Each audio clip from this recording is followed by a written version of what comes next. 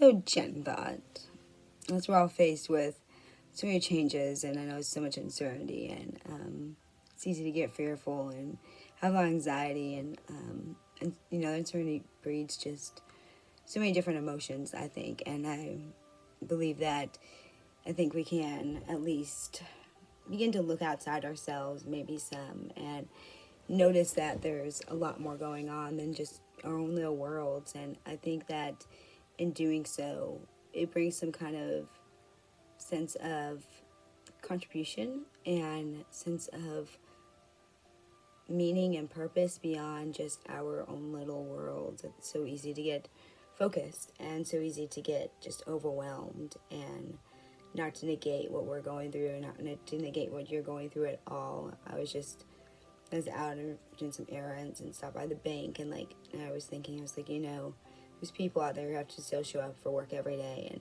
especially as I was thinking about our first responders and our nurses and our doctors, and even volunteers out there, and even front desk people. I mean, if there anyone who works in the medical field, and especially those people, just think of all our first responders and all those who were out there working in some kind of medical field, that they have to be there, and they're probably working endless hours, overworked, right, and exhausted, and risking getting ill. And we're all worried about toilet paper, and it just, I don't know, it's down my heart really heavy. So if you're someone who is a first responder, someone who works in the medical field, whatever level, or even in any of the police department, fire stations, any of those that have to show up when the rest of us don't, when the rest of us can work from home and be mobile, or maybe have some time off, or whatever it is, and we're all worried about things. I just want to say thank you. Thank you for being the heroes out there right now, for showing up, for putting yourself on the line for the rest of us, for taking care of those who are sick, for being caring and going above and beyond. And know that I see you. And I hope you hear it so often throughout the days, thank you, but maybe you don't. And I know that when you give so much, it can be so draining. And I just want to encourage you and say that what you're doing is worth more than any kind of amount of treasure, any kind of amount of possession, or any kind of amount of, anything. A heart that serves that much and is willing to show up to that capacity is just the most precious thing. And may we each learn from you. May we each learn to be more sacrificial, and learn to have more giving hearts, and be less self-centered, and learn to show up more for others. Maybe during this time we can learn to open our eyes up to the world out there in ways. We don't have to be in contact with people to open our eyes up to those who might be hurting or needy, or there's people out there who maybe don't have anybody checking in on them. Maybe they don't have anyone who cares about them. Maybe they just moved, or maybe they changed some friend groups, or maybe they just, I don't know, who knows. I think there's a lot of people out there that maybe could use a phone call, maybe could use a word of encouragement. Maybe they could use someone to check up on them. So many times we want people to check up on us. We want people to care about us, and that's great. Yeah, we need that. But you know what? I find, at least in my own life, when I would get into that kind of way of I feel really alone. There's someone who's telling me I'm single and I live by myself and stuff. So, I get it. But I find that when I reach that point, that the best thing I can do is start reaching out to others and be that person who extends that and cares. And all of a sudden, it's off of me. And I'm more fulfilled by caring for others and showing up for them. I think we turn our greatest pains and the things that we need the most in our lives, we turn them around by being that for other people and showing up for other people. We make it something worth something, makes it worth it to be kind of in the place you are and things you've gone through. That's the best way to really, really take something that's not so good in our lives, even right now, and make it worthy. Become the bigger person. I encourage you to find the little things that you can be grateful for, and find the little things that you can have hope, and find the little things that we can do just to really make an impact and make a difference. This is not a time for us to shrink back into our own shells of isolation, to get consumed with anxiety and the worry. And I know it's there, and I get that. And but I think that we can either be overtaken by it, or we could just say, man, I'm gonna go full force into it. I'm gonna make something of this time. I'm gonna turn things around in my life. I'm gonna show up for others in ways that are creative. Man, get handwritten notes. How long has it been since you got a handwritten note? And those things mean something, but really honestly, sometimes it's just a phone call. Maybe you could right some wrongs. Maybe there's some people that we need to clear the air with. What a beautiful time. Maybe there's some reevaluation you need to do in your life. It's a time to kind of overlook our entire lives and go, where are my priorities? Like, what do I really want? Where are my things? Am I going towards a life and a person I really want to be, or am I in a place where I'm like, I never thought life would be like this? Or, we can make changes today. There's no time like today.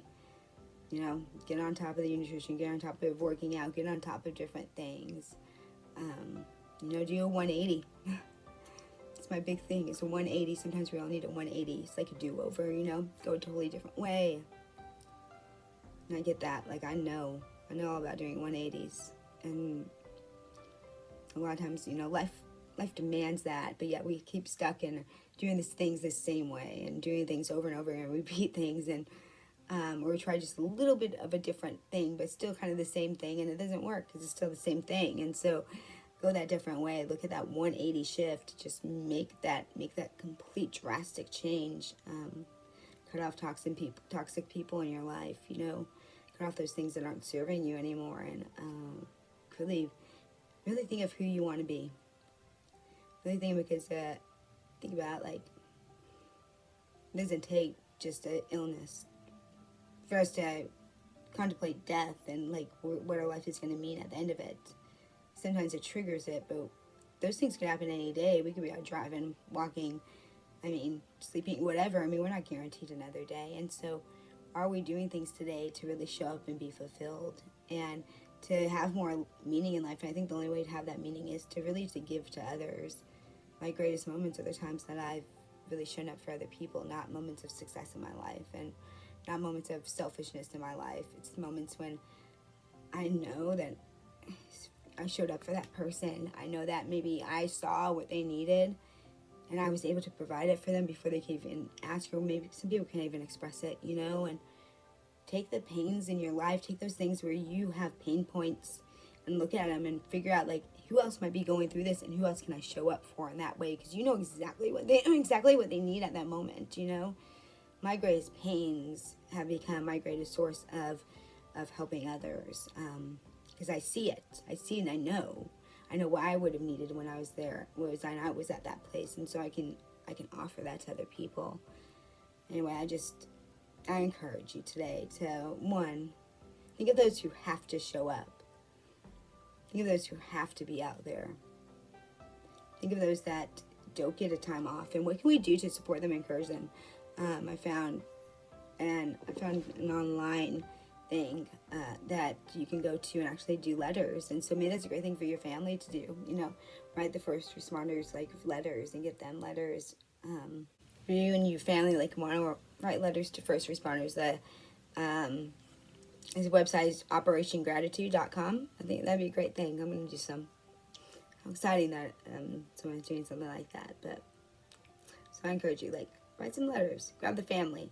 Grab the fam. What can you do for maybe an elderly neighbors who maybe can't get out right now? Check on them. Care about them. Show up for them. Your single friends who maybe, or single people or maybe there's a coworker that just moved here and is all alone. Reach out to that person. Maybe there's someone that you are just, things fell apart and you don't know why, or maybe you've done something to someone and you need to own up to it. This is a great time. Mend those friendships. Because the most important thing in life is what are relationships. It's those connections that we make. It's those people in our lives. You know, reconnect with your kids. Make this a time that you show up for your kids and really listen to them. Maybe reconnect with your spouse. Whatever it is, I don't know, parents. Find those broken relationships and start mending and own up. Because sometimes, you know, we don't want to admit that we made a mistake, but let's face it, we have. We can own up to part of it, whatever it is. You know, it's a bigger thing to do, and it's on the other person how to respond, but at least we know that we did. We did our part. You know, I don't want to go to my grave someday knowing that I didn't make things right with people. And so it's hard. I get it, but I really think that we need to start thinking about those things. Think about what you want. What's your vision? What after like this will pass, you know, and we will kind of go back to maybe some kind of normal. Think about 9/11. Right? I remember I was in college. I remember that day. And, yeah, the world changed, but didn't we get back into things? Well, this too, things might change, but we're going to get back into things, and we'll get past this because we've gotten past so much in history. And so, think about it. We can come out any way that we want. We can come out as a bigger and better person. But it's going to take actually doing something. Like making a plan, not letting the days pass. What do you want? What do you want this to look like?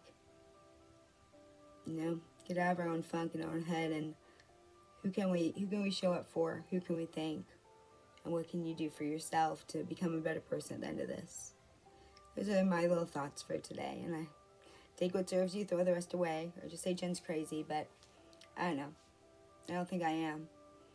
I think I just have a heart that runs deep and sees things a little differently. So I encourage you. Do those things. Make it a priority and include the whole family.